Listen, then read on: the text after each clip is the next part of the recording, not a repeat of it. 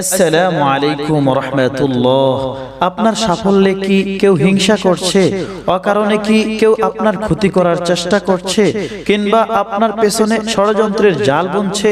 মনে রাখবেন, আবু লাহাব যখন রাসূল সাল্লাল্লাহু আলাইহি ওয়াসাল্লামের চরম শত্রু হয়ে দাঁড়িয়েছিল, তখন আল্লাহ স্বয়ং সূরা লাহাব নাজিল করে তার ধ্বংসের ঘোষণা দিয়েছিলেন।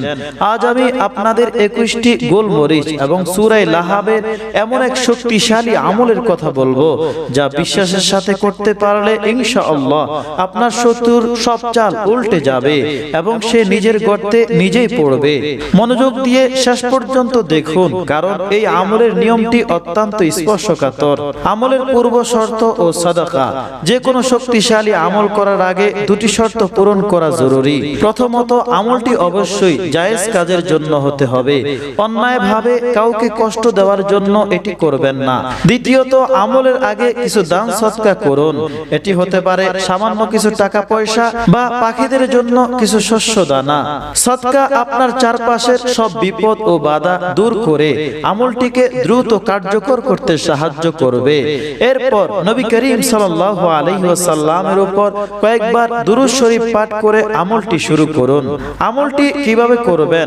আমলের নিয়ম খুব ভালো করে বুঝে নিন। সর্বপ্রথম 21টি আস্তা গোলমরিচ আপনার সামনে একটি পাত্রে রাখুন এবং এশার নামাজের পর নির্জনে বসে এই আমলটি করা সবচেয়ে উত্তম।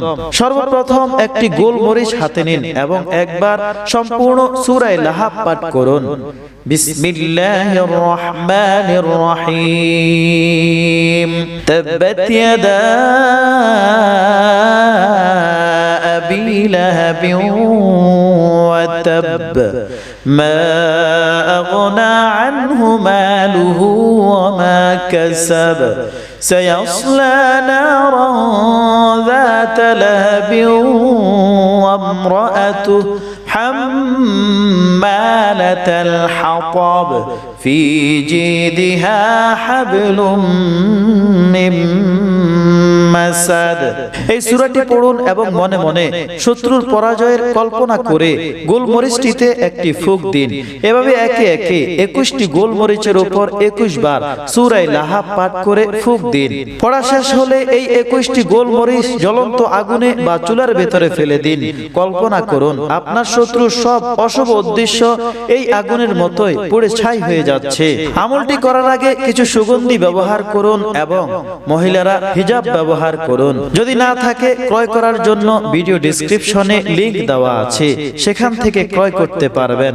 আল্লাহ তাআলা আমাদের সবাইকে শত্রুর অনিষ্ট থেকে হেফাজত করুন।